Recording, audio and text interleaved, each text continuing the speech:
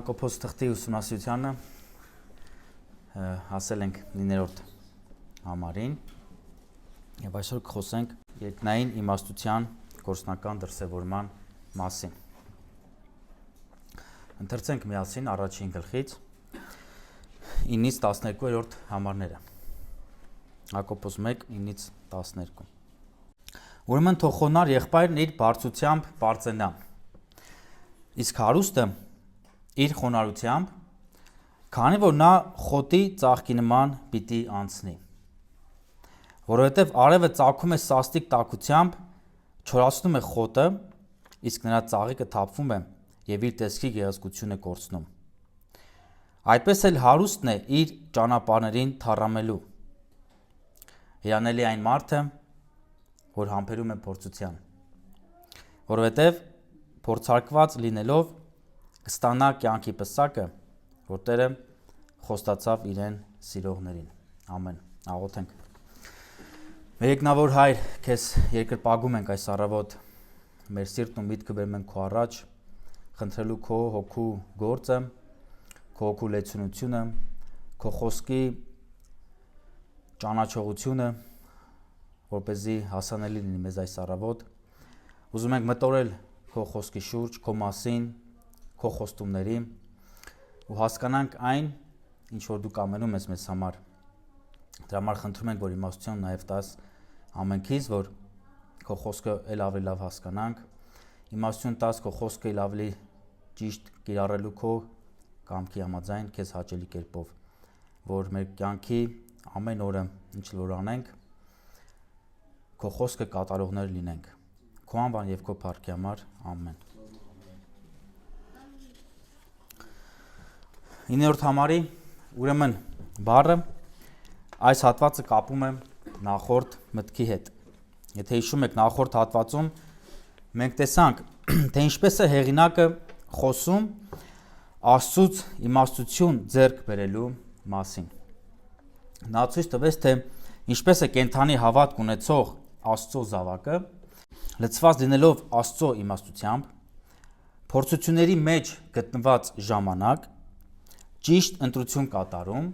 առանց երկմտելու։ Նա ընդունում է իրեն պատահած դժվարությունը սիրով եւ ուրախությամբ, քանի որ հասկացել է նա Աստծո մտադրությունը, Աստծո ծրագրերը, Աստծո կամքը իր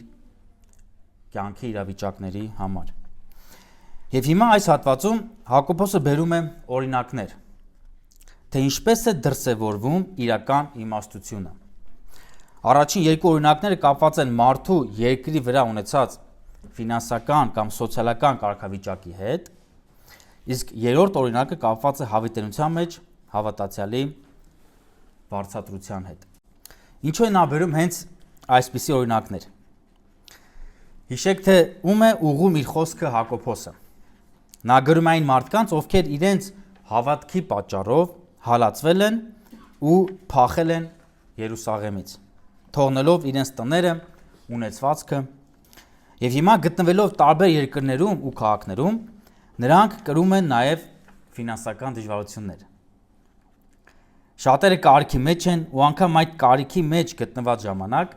կանգնած են Աստծուն մեղադրելու, Աստծուց դժգոհելու այդ գայթակղության առջև։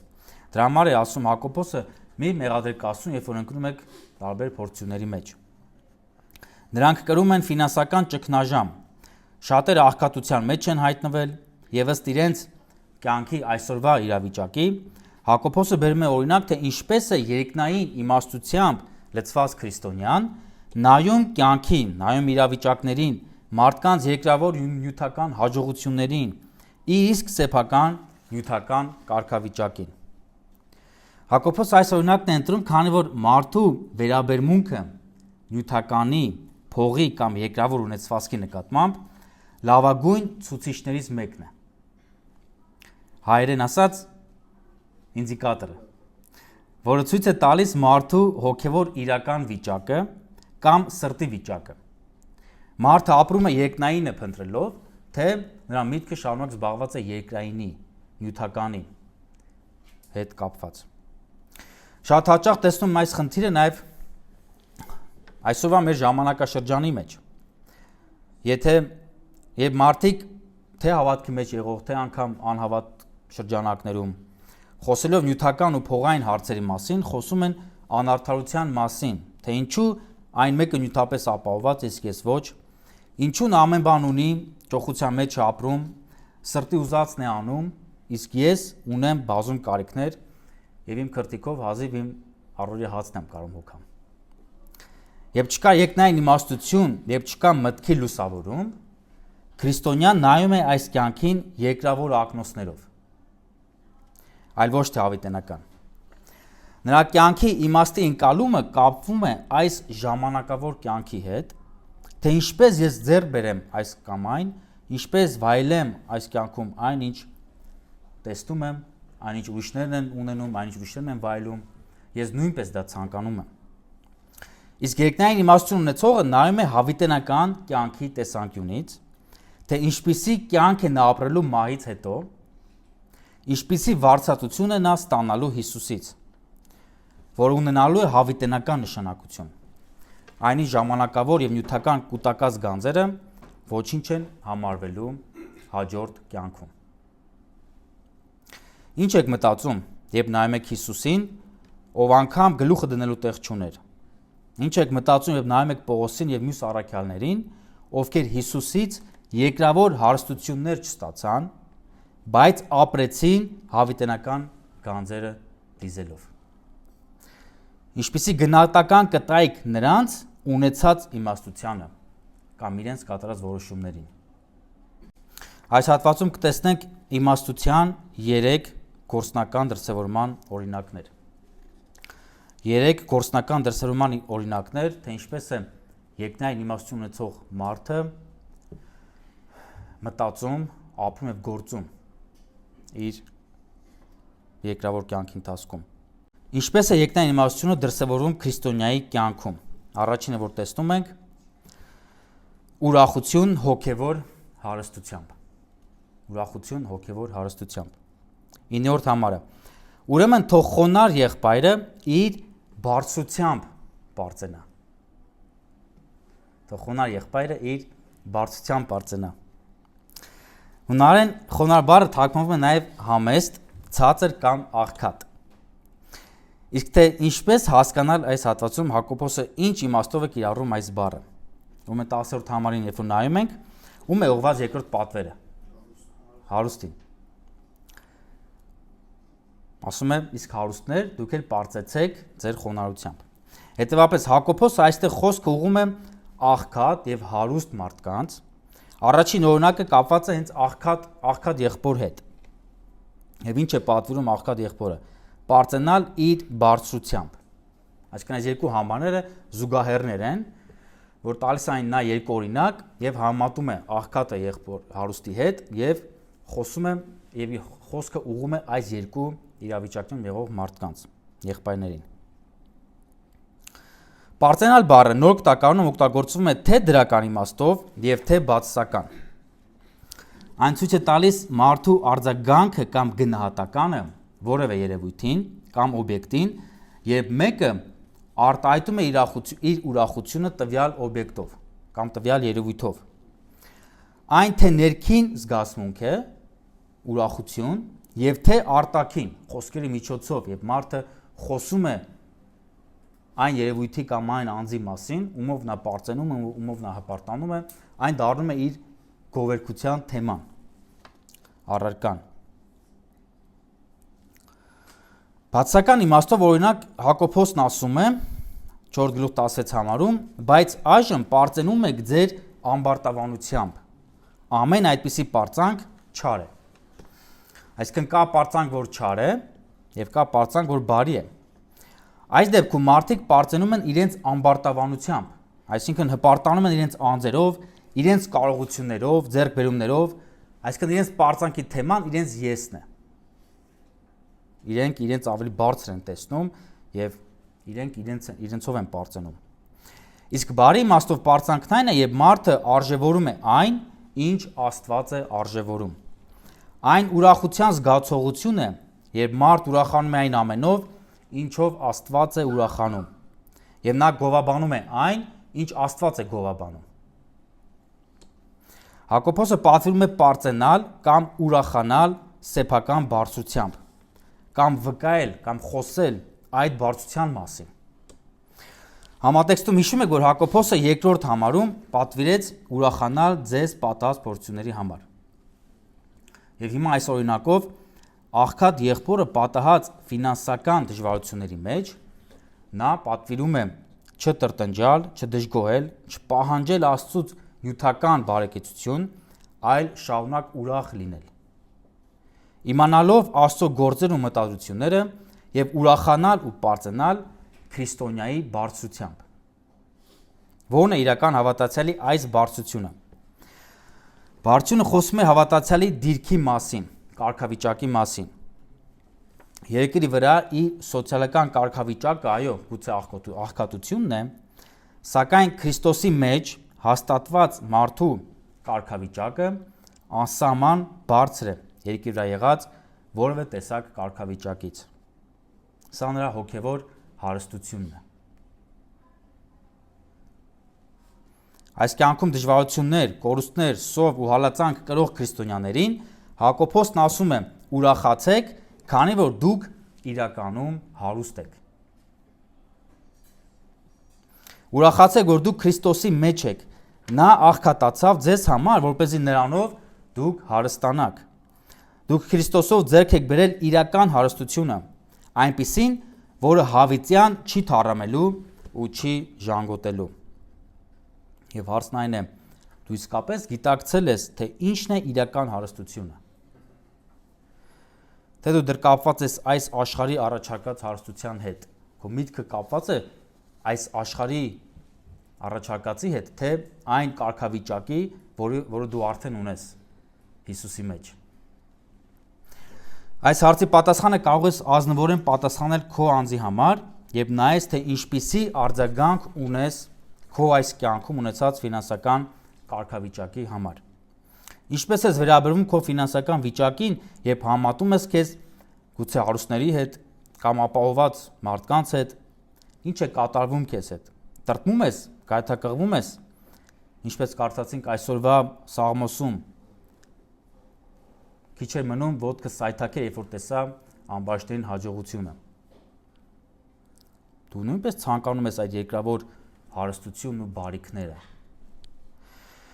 Երկնային իմաստություն ունեցողը ճանաչել է այս աշխարհի բարիքների ունայնությունն ու ժամանակավոր լինելը ու ճանաչել է իր ունեցած իրական հարստությունը Քրիստոսի մեջ։ Նա չի երկմտում, թե որն ընտրի ու ինչ ձեռք բերի այս կյանքում, նա հաստատապես փնտրում է հավիտենական գանձերը։ Նա պարծենում եւ ուրախանում է հավիտենական արժեքներով։ Այսօր իր ֆինանսական ցածր կարգավիճակը չունի այլևս ազդեցություն իր վրա, ընկճելու ու տրտմեցնելու, քանի որ նա հավատքով ճանաչել է իր անհամեմատ բարձր եւ հարուստ կարգավիճակը Հիսուսի մեջ։ Բարձրանալ այսպիսի բարձրությամբ նշանակում է սրտումդ ունենալ իրական ուրախություն հավիտենական արժեքներով։ Բարձրանալ ու պատմել մարդկանց քո ունեցած հոգևոր հարստության մասին, կյանքի իրական հարստության մասին, որ դու ունես։ Օրինակ, թե ինչպես է Տերը քո մեջ աճեցրել համբերատարությունը, ինչպես է նա քեզ աճեցնում հոգևորապես ու նմանեցնում Հիսուսին, զարգացնելով քո ներսի մարդը, քո բնավորության գծերը, ինչպես է նա լցնում քեզ ամենօրյա անհրաժեշտ իմաստությամբ, որով դու ճանաչում ես կյանքը, կյանքի իմաստ ու նշանակությունը, ինչի համար պետք է ապրել եւ գործել։ Նա տալիս է քեզ հասկացողություն, ինչպես ընտրել ճշմարիտը եւ մերժել սուտը։ Նա ազատում է քեզ երկմտությունից, անհաստատ վիճակից եւ կառուցում է կյանքդ ամուր ժայռի վրա։ Փորձությունների մեջ գտնվելիս նա իր հոգու զորությամբ առաջնորդում ու պահպանում է քեզ ու դրանք օգտագործում է քո բարիքի եւ օրհնության համար։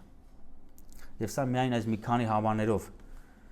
ամփոփեցի, թե ինչի մասին մենք խոսել ենք ու ինչ է իր մեջ պարունակում այս հարստությունը այս մի քանի համաներում։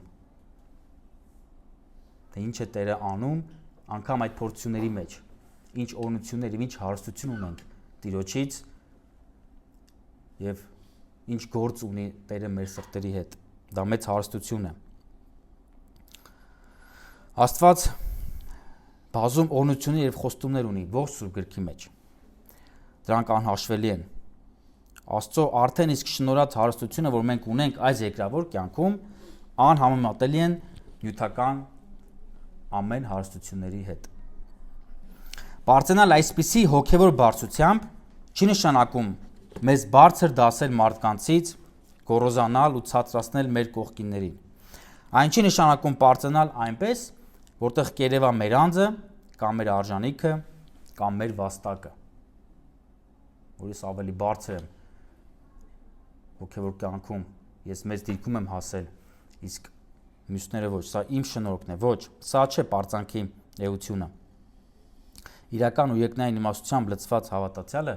պարծենում է իր բարձրությամբ, ցույց տալով Հիսուսին ու նրա արժանիքը։ Աղբյուրը նա է։ Նա հասկացել է, որ այս բարձրությունը Հիսուսի բարձրությունն է, ու նա մեզ բարձրացրել ու դրել է իր կողքը։ Հետևաբար, երբ ճշմարիտ քրիստոնյան պարծենում է իր բարձրությամբ, նա պարծենում է Քրիստոսով ու իր ունեցած ուրախության ու պարծանքի մեջ նա ցույց է տալիս իրական կատարողին, իրական հեղինակին, թե ում շնորհն է, որ ես դարձել եմ այս հարստություն կրողի մեջ։ Սա նրա շնորհն է։ Եվ իմ պարծակի նպատակը այն է, որ ես վկայեմ ու հպարտանամ իմ Հիսուսով, ով ինձ անսահման ցածր կարգավիճակից բարձրացրեց ու դրեց թագավորական կարգավիճակի մեջ։ Քնիր քո սիրտը ու տես, արդյոք կա բողոք եւ տրտունջ քո այս երկրավոր կյանքում, այսօրվա քո ունեցած ֆինանսական կարգավիճակի համար։ Արդյոք գայթակղվում ես ու տրտմում ես, երբ տեսնում ես ուրիշ մարդկանց ֆինանսական բարեկեցությունը։ Եթե այո, ուրեմն իմացիր դու ունես իմաստության պակաս, ինչպես ասաց Հակոբոսը, ով գիտակցում է, որ ունի իմաստության պակաս,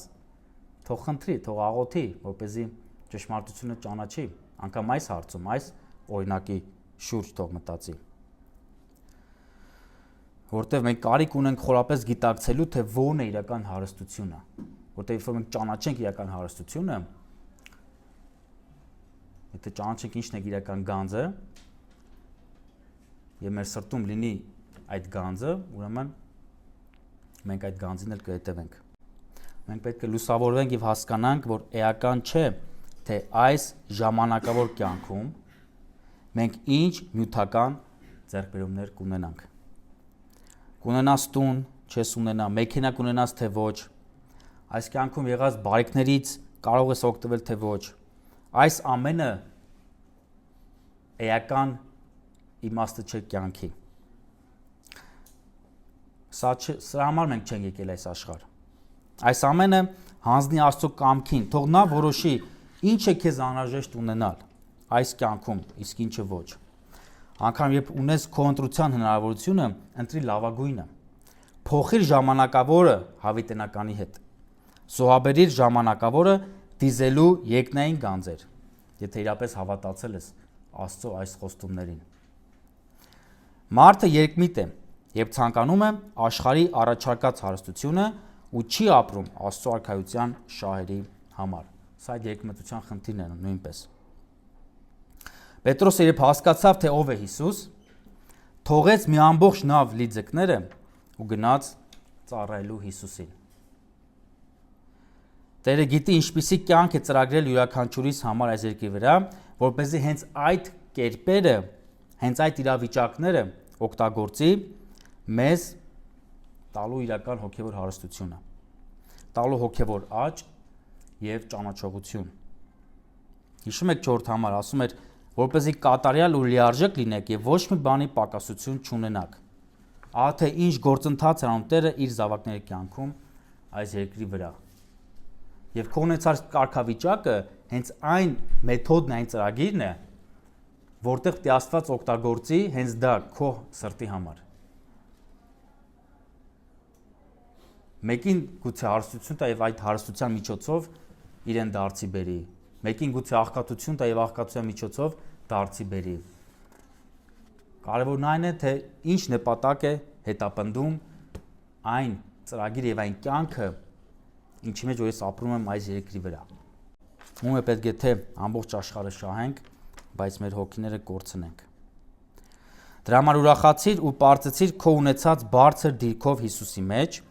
այն անսահման մեծ հարստություն է, քան այս աշխարհի բոլոր նյութական հարստությունները միասին։ Թող քո պարծանքը սկսվի քո սրտում, այն լինի իրական ուրախության զգացմունք, այն ծնվի իրականության ճանաչողությունից։ Երբ այդ հարստությունը վայելես քո սրտում, այն կդառնա քո քարոզի թեմա, այն կփոխի քո առօրյան, այն կազատի քեզ ամեն տեսակ նյութական կախվածություններից, ազդեցություններից եւ ցանկություններից։ Երեմիա 9:23 եւ 24։ Այսպես է ասում Տերը. իմաստունը իր իմաստությամբ թող չպարծենա եւ զորավորն էլ իր զորությամբ չպարծենա։ Հարուստը իր հարստությամբ չպարծենա, այլ պարծեցողը թող պարծենա նրանով, որ հասկանում եւ ճանաչում է ինձ, որ ես եմ Տերը, որ երկրի վրա ողորմություն, իրավունք եւ արդարություն եմ անում, որ սրանք են հաճելի ինձ, ասում է Տերը։ Մարդիկ պարծում են ինչով, իրենց ունեցվածքով, իմաստությամբ, զորությամբ, կարողություններով, իսկ Աստծո իմաստուն զավակը պարծենում է Աստծո ճանաչողությամբ, եւ սա մեծագույն հարստությունն է, որ Տերը մեր սիրտն ու միտքը բացել է, տվել է հասկացողության աչքեր, որ մենք կյանքի լավագույն բաժինը ճանաչենք։ Եվ այդ լավագույն բաժինը հենց այդ հարստությունն է, որ Տերը տվել է իր յուրաքանչյուր զավակին։ Ուրեմն առաջին օրինակը ինչպես է երկնային իմաստությունը դրսևորվում քրիստոնյայի կյանքում։ Նա ուրախանում եւ պարծենում է Աստծո տված հոգեվոր հարստությամբ ու չի փնտրում երկրավոր ու ժամանակավոր հարստությունը։ Դրա համար գնահատիր իրական հարստությունը եւ մի փորձիր այն վաճառել հանուն կեղծ հարստության։ Երկրորդ օրինակը ինչպես է երկնային իմաստությունը դրսևորվում քրիստոնյայի կյանքում։ Ուրախություն հոգեվոր աղքատությամբ։ 10-րդ համարը։ Իսկ հարուստը պարծենա ինչով իր խոնարհությամբ, քանի որ նա խոտի ծաղկի նման պիտի անցնի։ Ուրեմն երկրորդ օրինակը տեսնում ենք հարուստների հետ կապված։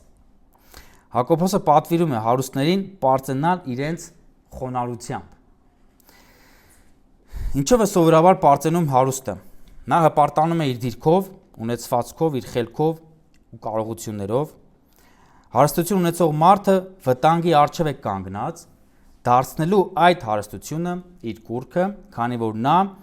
այդ հարստությունը դարձնում է իր ապավենը, իր կյանքի իմաստը։ Աստծո խոսքը մեզ չի ուսուցանում, որ հարստությունը ինքնին մեղք է։ Այլապես Տերը Սողոմոն թագավորին չէր տա այդքան մեծ հարստություն, եւ մենք գիտենք ուրիշ Տիրոջ զավակներ, ովքեր Սուրբ գրքում եղել են հարուստ։ Բայց Սուրբ Գիրքն ասում է, որ ովքեր ցանկանում են հարստանալ, փորձության եւ բազում վնասակար ցանկությունների մեջ են ընկնում, որովհետեւ արծաթասիրությունը բոլոր չարիքների արմատն է։ Խնդիրն այնտեղ է, որ երբ մարդը ապրում է հարուստ դառնալու համար, իմ կյանքի նպատակը հարուստ լինելն է։ Սա է խնդիրներից մեկը։ Կամ երբ սիրում է հարստությունը եւ այն դարձնում է իր կյանքի նպատակը։ Կամ մյուս խնդիրը, թե ինչպես է մարդ հարստացել։ Կա արդյոք այնտեղ անարդար միջոցներ։ Ինչպես է նա դարձել հարուստ։ Կամ երբ մարդն ունի հարստություն, ինչպես է նա տնօրինում եւ գործածում այն։ Ինչպես ես դու գործածում քեզ տրված հարստությունը։ Նա օգտագործում է այն իր ցանկությունների համար, թե նա հասկացել է, որ այդ ամենը իրականում Տիրոջինն է։ Ոչ թե 10%-ն է Տիրոջինը, 100%-ն է Տիրոջինը։ Իսկ մենք միայն տնտեսներ ենք։ Եվ եթե ունենք իմաստություն Տիրոջից, կիմանանք ինչպես տնտեսել Տիրոջ կամքի համաձայն։ Այստեղ Հակոբոսը խոսում է հարուստ մարդու վերաբերմունքի մասին իր ունեցած այսպիսի ֆինանսական կարգավիճակին։ Ինչպիսին է իր սրտի դիրքը իր ունեցած կարգավիճակի մեջ։ Հունարեն այս խոնարհություն բառը նույն բառն է, որը մենք տեսանք 9-րդ համարում, որի ավելի ճշգրիտ թարգմանությունը ըստ այս համատեքստի աղքատությունն էր։ Աղքատ բառը եւ այստեղ խոնարհություն բառը նույն բառերն են։ 9 եւ 10 համարներում։ Ըստ այս երկու համարների տրամաբանական կապի, որտեղ Հակոբոս օգտագործում է միմյանց զուգահեռ մտքեր, աղքատին պատվիրում է պարծենալ իր հոգևոր հարստությամբ, սա է այդ բարձրության բառի իմաստը, իսկ հարուստին պատվիրում է պարծենալ իր հոգևոր աղքատությամբ, պարծենալ քո հոգևոր աղքատությամբ։ Ֆիզիկապես աղքատը պարծենում է իր հոգևոր հարստությամբ, իսկ ֆիզիկապես հարուստը պարծենում է իր հոգևոր աղքատությամբ։ Ինչ է նշանակում պարծենալ հոգևոր աղքատությամբ։ Տեսեք, առանց Աստծո իմաստության հարուստ մարդը մոլորվում է, տարված լինելով աշխարհիկ վայելքներով։ Իր կյանքի իմաստը կապված է աշխարհի հետ, իր հարստության հետ եւ իր հարստության միջոցով վայելելու այն, ինչ իր աչքը կտեսնի։ Հարստությունը նաև սատանայի ձեռքում դառնում է գայթակղեցնող գործիք։ Նա անգամ կարող է հարստություն տալ մարդուն եւ այդ կերպ տիրել նրանով։ Իսկ հարստության մոլուցքով մթագնած մարդը առանց Աստծո միջամտության, առանց Աստծո իմաստության չունի կարողություն հասկանալու իր ստրուկ կարգավիճակի մասին։ Ու հետևաբար այդ հարուստը չի գիտակցում իր հոգևոր աղքատության վիճակը։ Նա չի հասկանում իր հոգում ինչ դատարկություն կա, եւ նա փորձում է դատարկությունը լցնել իր հարստությունը օգտագործելով այս աշխարհի տարբեր հաճույքների մեջ։ Նա չի կարող հասկանալ առանց Աստծո իր հոգում այդ անդունդը, թե ինչ է իրենց ներկայացնում։ Իսկ ինչ անում Աստծո իմաստությունը քրիստոնյայի կյանքում, երբ հավատացյալը լցվում է Աստծո իմաստությամբ, նրա հոգու աչքերը բացվում են ու նա արդեն տեսնում է իր հոգու իրական վիճակը, տկարություններն ու փոքրությունը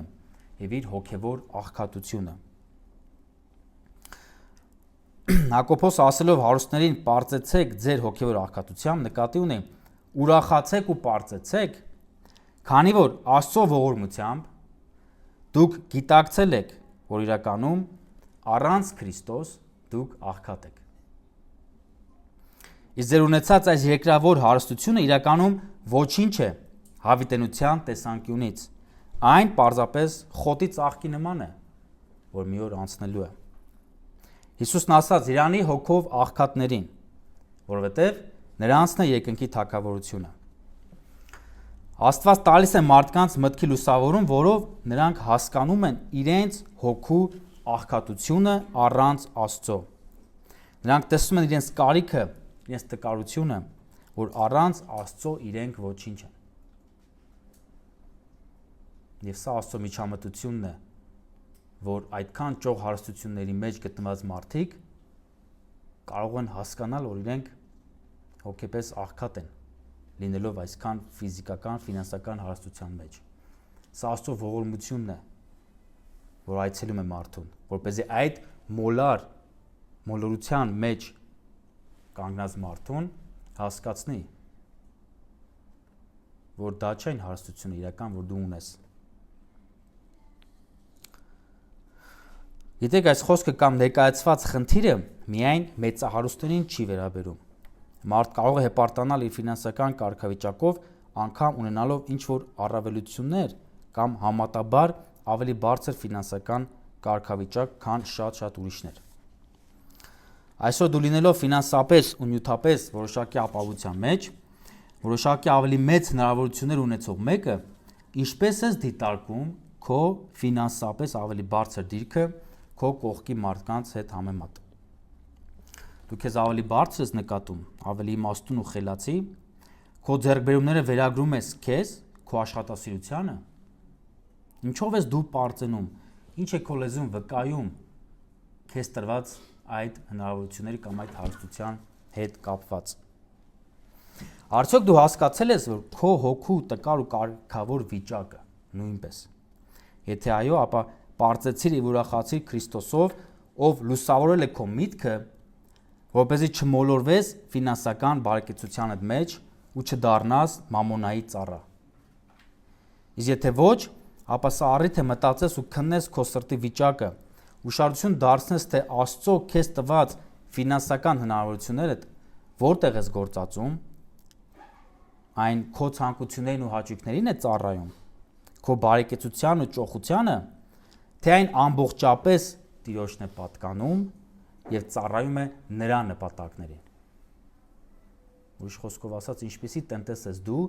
քեզ վստահված անգամ այդ ֆինանսների հարցում։ Քո պարծանքի թեման թող չլինի քո նյութական հարստությունը, այլ այն, որ ունես ճանաչողություն Աստծո առաջ քո իրական կարգավիճակի մասին։ Ուրախացիր ու պատմիր, թե ինչպես է Տերը ողորմել քեզ ու տվել իմաստություն զանազանելու քո իրական հոգևոր կարիքը, գիտակցելու քո հոգու աղքատությունը եւ գիտակցելու, որ քո ֆինանսներով դու չես կարող բավարարել քո հոգու աղքատությունը։ Եվ Տերը մեզ շնորհ է անում, որպեսզի մենք հասկանանք, որ ինչ հաջողությունների որ հասնենք այս կյանքում, մենք մեր հույսը չկապենք այդ հարստության, այդ նյութի, այդ կարողությունների հետ։ Եվ մեր հոգու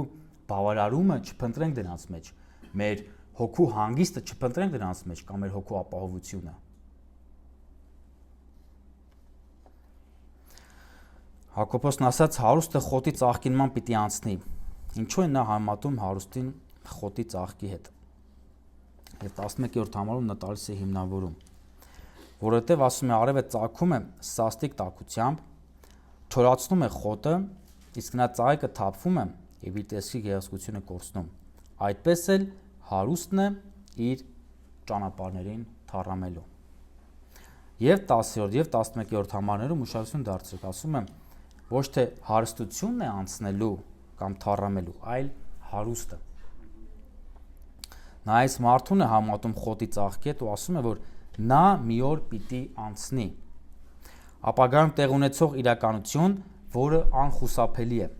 մարդու կամքից, կարողություններից կամ հարստության չափից։ Գուցե քո հարստությունը մնա մինչև քո մահը, սակայն դու չես մնա նույնը, դու մի օր թողնելու ես այդ հարստությունը ու գնաս։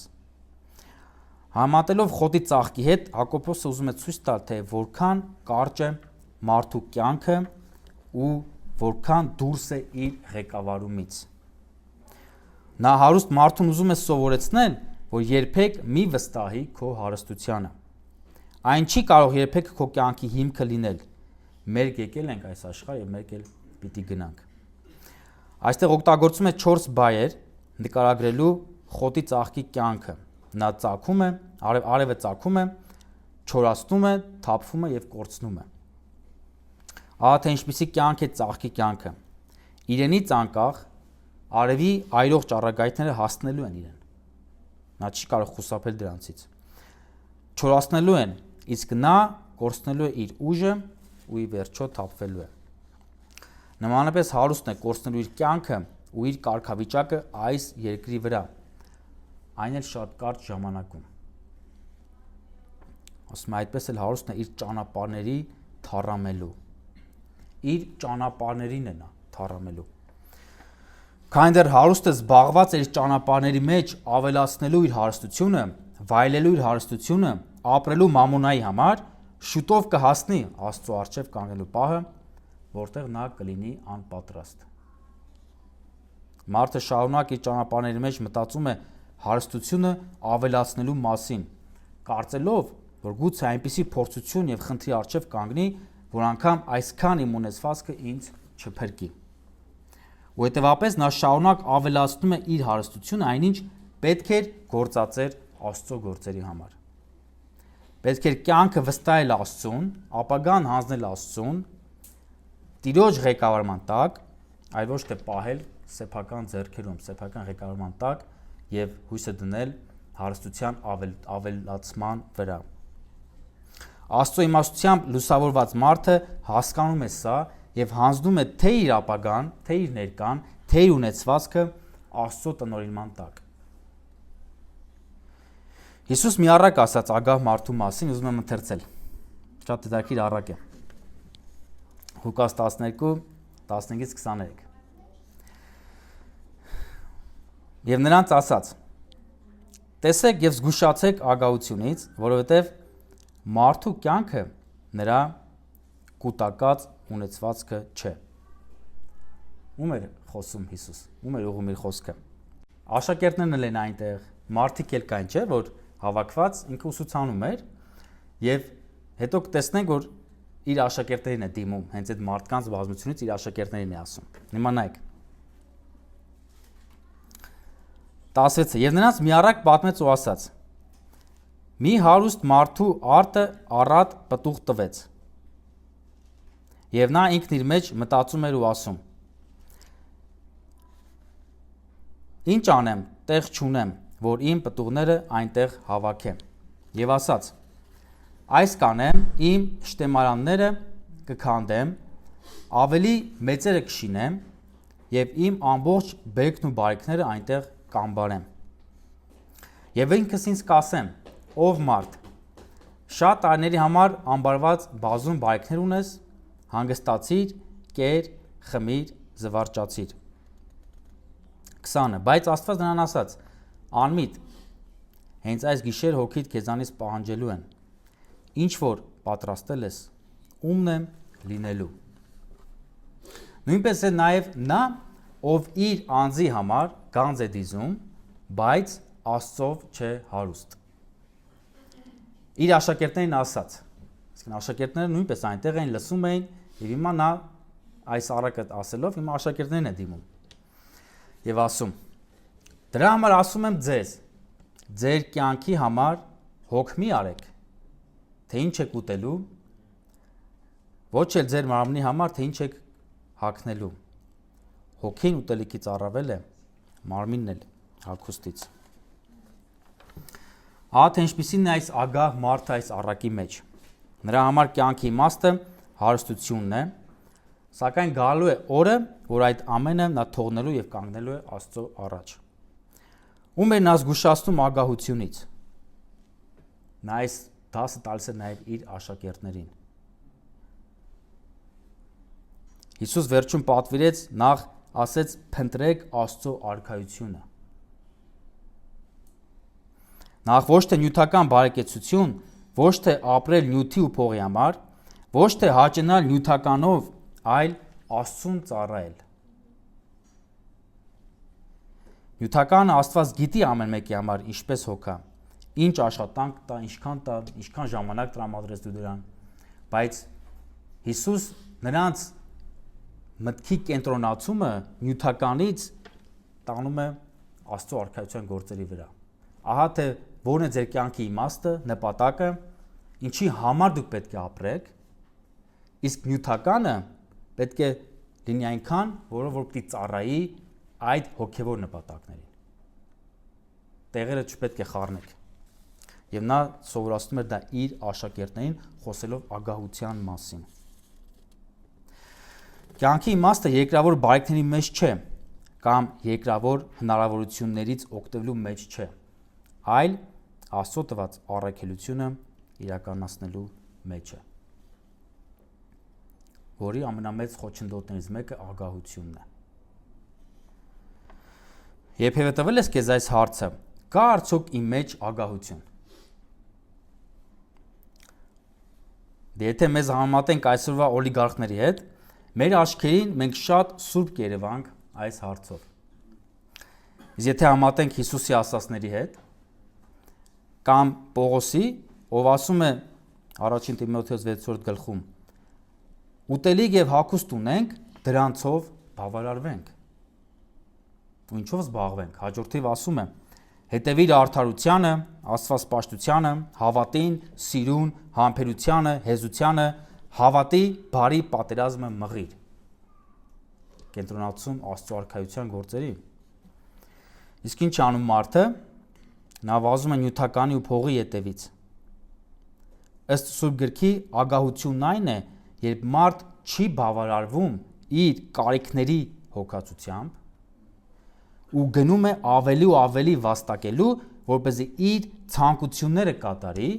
ու այդ կերպ մոլորվում է ու մոռանում եմ Աստծո արքայության գործերը։ Տեսնում եք ագահությունը ոնց խոչընդոտում, որ մարդ իր կենտրոնացումը Աստծո արքայության գործերի վրայից տեղափոխվում է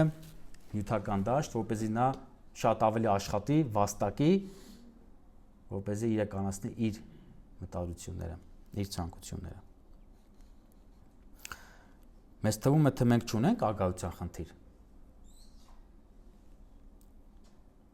որտեղ իրականում մեր հոգևոր հասունության աստիճանը։ Մտածեք ամենքս մեզ համար։ Ես իմ ժամանակից որքան մասն եմ տրամադրում իմ աշխատանքին, եւ որքան մասն եմ տրամադրում Աստծո գործերի համար։ Ես ավելի շատ եմ աշխատում, որ ավելի շատ փող ունենամ, ու ավելի շատ նյութեղեն գնեմ, ու ավելի շատ օգտվեմ այս աշխարհից, թե ես բավարար չափով ունենալով մտածում եմ Աստծո արքայության գործերի մասին, մնայուն պտուղ բերելու հավիտենության մեջ։ Չէ՞ որ Հիսուս ասաց դուք պետք է գնաք պտուղ բերեք, եւ ձեր պտուղը մնա։ Եվ այդ մնայուն պտուղ բերելու համար ես պետք է մտածեմ իմ կյանքս որքանով է ծառայում այդ նպատակին։ Որքանով ես ունեմ իմաստություն Աստծուց, որ ես հասկանամ որքան աշխատեմ, որքան է բավարար ըստ Տիրոջ կամքի համաձայն, որպես ես հասկանամ իմ կյանքս ոնց ներդնեմ ու ծառայեմ Աստծո արքայության գործերին։ Նույն առաջին Տիմոթեոս 6-րդ գլխի շարունակության մեջ Պողոսը նաև պատվիրում է հարուստներին, ասելով առաջին Տիմոթեոս 6:17-19 Այս աշխարհի հարուստներին պատվիրիր, որ չմեծամտանան եւ ոչ էլ հույսը դնեն ունայն հարստության վրա, այլ Աստծո վրա, որ վայելելու համար ամեն բան առատապես տալիս է մեզ։ Թող բարիք գործեն, բարի գործերով հարստանան, առատաձեռն լինեն եւ ուրիշին բաժին հանեն իրենց ունեցածից։ Իրենք իրենց համար գանձ հավաքելով լավ հիմք ունենան հանդերձյալի համար, որպեսզի ճշմարիտ կյանք ձեռք բերեն։ Ահա թե ինչպիսին է ոչ ագահը, ով ազատվել է մամոնային ծառայելուց։ Նա թեև հարուստ է, բայց նա գիտակցել է ճշմարտությունը, հասկացել է իրական հարստությունը։ Եվ նա ինչ է անում իր նյութական հարստության հետ։ Նա ազատվել է շարունակ ավելացնելու այդ մոլուցքից։ Այլ նա գործածում է իր այսօրվա ունեցածը Աստծո գործերի համար, վստահելով ում, հույսը դնելով ում վրա, Աստծո վրա։ Նա է իմ համար հոգ տանողը, նա իմ ապագայի ապավենը, նա իմ պաշտպանը, նա իմ վաղվա փորձության Տերը եւ ինձ դրա միջով անցկացնողը, ոչ թե իմ հարստությունը, որ ես այսօր պահեմ իմ վաղվա օրվա համար, ինչպես այն հարուստ ագահ անմիտն էր, որ կուտակում էր։ Հակոբոսը զգուշացնում է հարուստներին, հիշեցնելով, որ իրենք չապրեն հարստությունը պահելու կամ ավելի շատացնելու համար, եւ սա ոչ միայն հարուստներին է վերաբերում, այլ նաեւ նրանց, ովքեր ձգտում են հարստանալ, ում կյանքի նպատակը փողն ու նյութն է, բարեկեցությունն է, ովքեր չեն բավարարում իրենց կարիքների հոգացությամբ եւ ագահաբար ավելին են ուզում, մոռանալով Աստծուն ծառայելու մասին։ Իսկ սա համար մեզ պետք է երկնային իմաստություն, որ մենք զանազանենք, հասկանանք, ճիշտ անգամ քննենք մեր սիրտը, տեսնենք ինչ ցանկություններ կան, ինչ մղումներ ու ձգտումներ կան։ Այսպիսով սիրելի քույրեր, եղբայրներ, երկրորդ օրինակը, որ տալիս է Հակոբոսը, թե ինչպես է երկնային իմաստությունը դրսևորվում քրիստոնյայի կյանքում, այն ուրախությունն ու պարծանքն է հոգևոր աղքատությամբ։ Երբ մարդը փառավորում է Աստծուն, որ Տերը լուսավորել է նրան գիտակցելու իր հոգևոր աղքատությունը։ Գիտակցելու իր տկար ու կարիքավոր վիճակը անկախ իր ունեցած ֆինանսական կարողությունների։ Սա մեծ ուրախություն է, երբ տեսնում ես, որ Տերը քեզ ազատել է մամոնայի գերությունից, ագահությունից ու լցրել է քո աղքատությունը իր հարստություններով։ Եվ փառք Տիրոջը, իր շնորհի այս հրաշալի գործի համար իր զավակների կյանքում։ Սա մեծ ուրախություն է։ Դրա համար ասում է հարուստներ ուրախացեք այս ուրախությամբ, որ դուք իրական հարստություն եք գտել,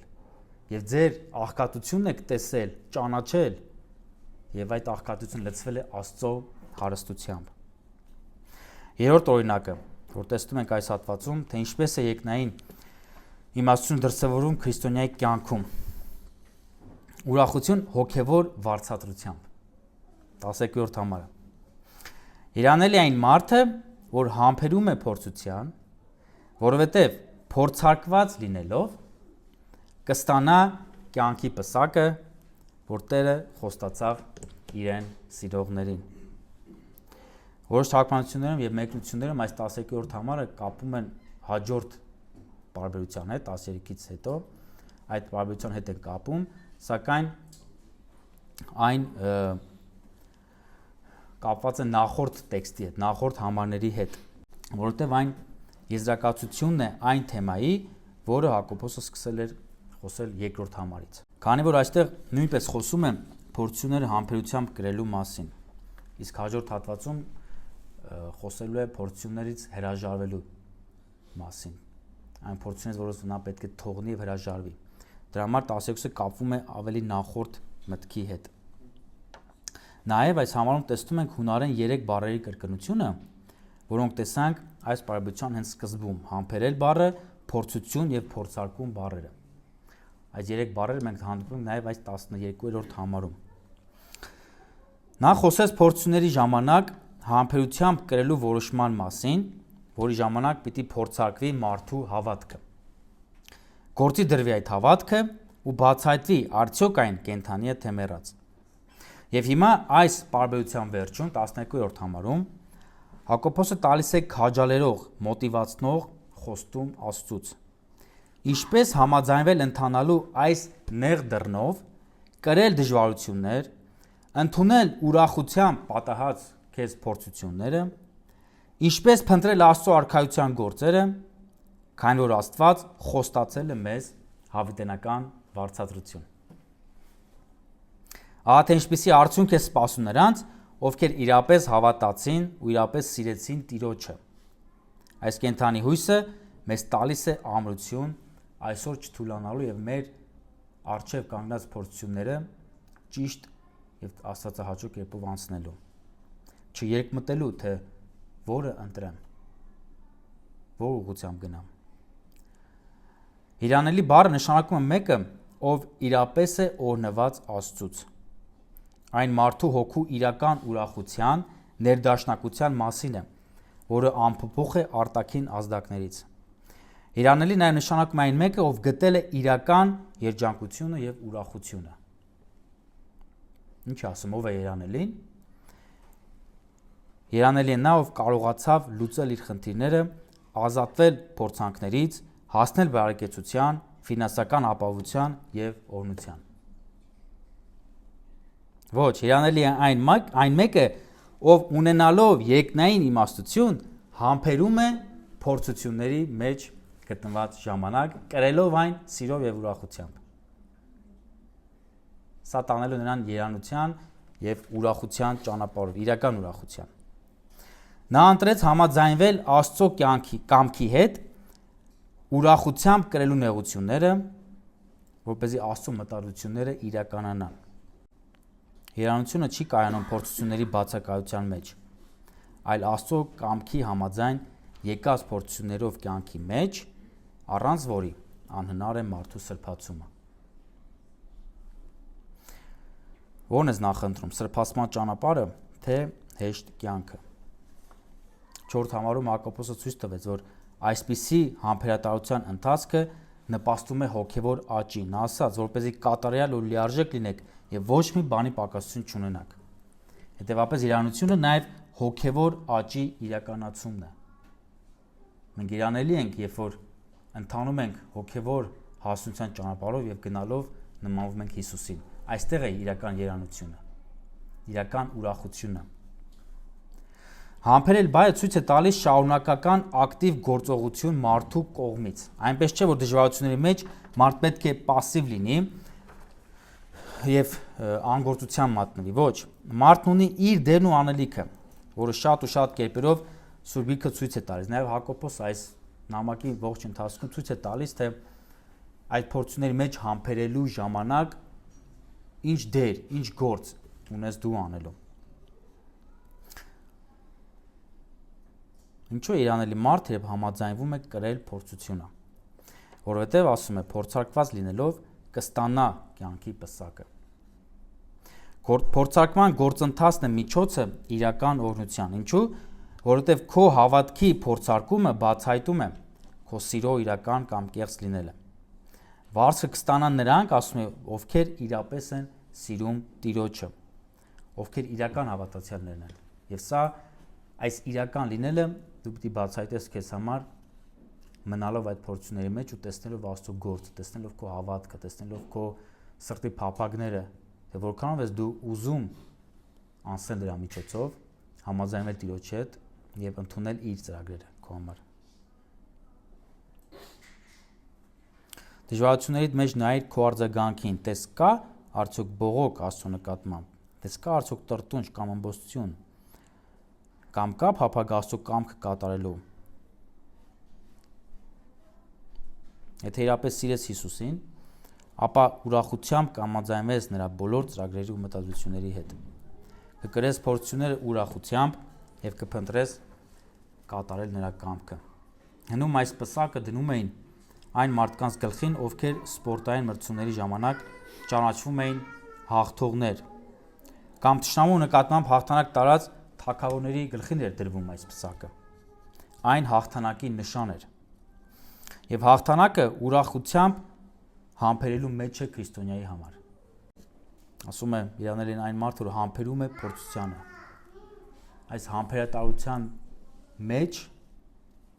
քո որոշումը հնազանդվելու Տիրոջ կամքին